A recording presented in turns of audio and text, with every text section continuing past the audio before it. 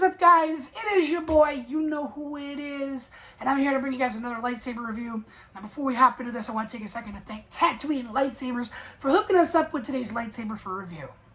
Now, just as a little side note, if you happen to use code FAT15, you will get 15% off your order.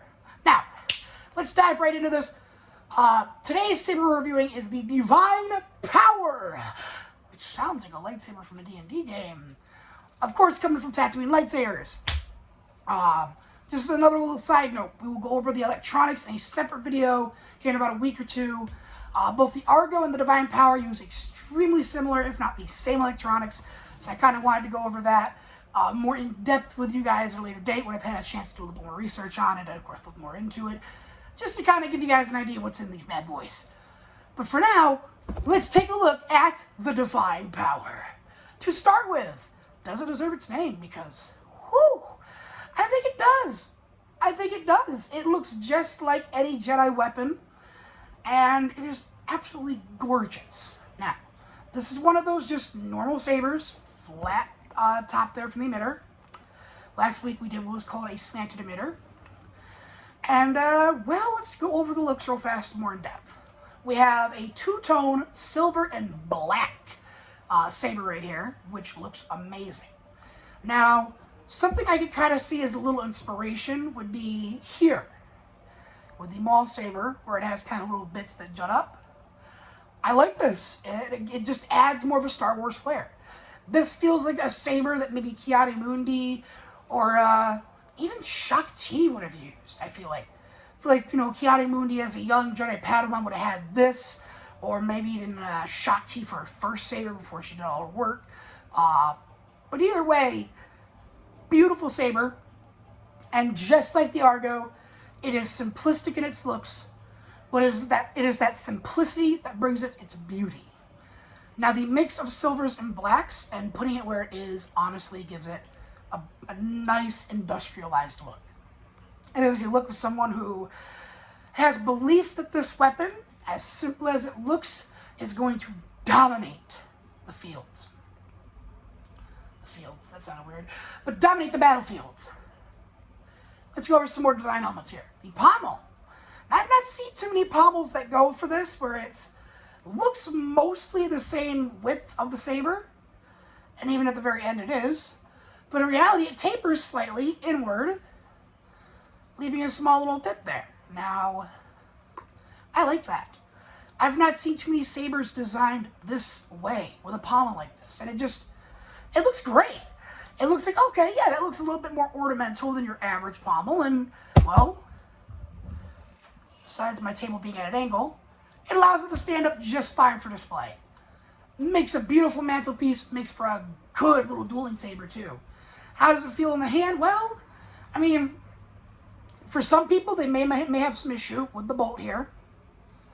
But to be honest, if you hold it with the bolt kind of in between the fingers, or you hold more upwards on the saber or more lower, you shouldn't have too much issue, I feel like.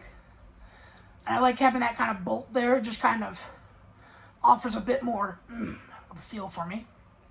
Of course, I've got clumsy fingers, so anything that'll help me, you know, keep the saber in my hand, it's going to actually help out a lot. And it doesn't clash too much at all, if at all, with the actual looks. I just want to go over this one last time, give you guys one quick little 3D look here. And it is absolutely gorgeous.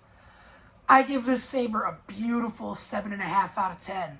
Small, minuscule life changes could be done. Now, I know this is just for your average duelist for lightsabers, because I do use my sabers to go around practicing, and you know, I like to be a little rough with my sabers. Some people, during use of the saber, might have issue with the little bit there. I don't. Again, I find it nice to be able to have something that my finger can kind of snag to make it less likely to fly out, as I'm clumsy. But I can see where some people might have issue with that placement. The cover tech wheel, at first, when you open this bad boy up, is going to seem like a weird spot, because most of the time, your cover tech wheel is located behind your button. Sorry, I heard a dog run past my window. And my window's like wide open and not that far off the ground. Anyhow, the cover check wheel typically would be put behind the button. And what this saber seems to have to do is to go for it flush at the same level as the button. I'm pretty sure it's the same level. And I like it. Lord behold, Fatty likes simple things like this. I honestly think sabers should have the cover tech wheel to the front. To be honest, it feels like a Jedi would have their cover tech wheel lined up with their activation switch. Because in the heat of battle, if I'm fumbling to get my saber out and I have to spend an extra few seconds to readjust it to, well, turn it on. I have it turned off right now. That can mean life or death.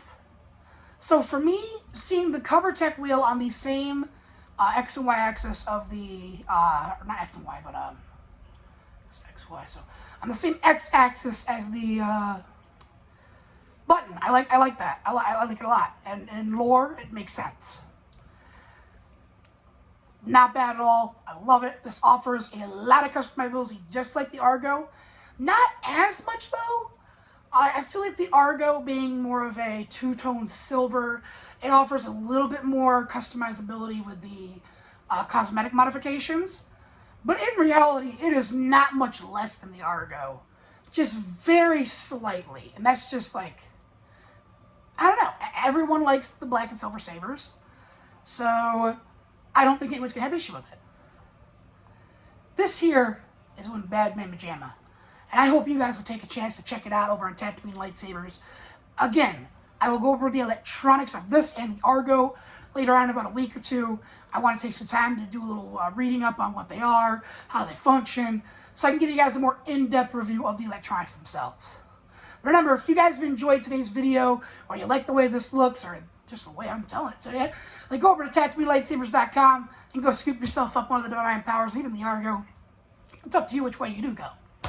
And just remember that using the coupon code FAT15 will get you 15% off.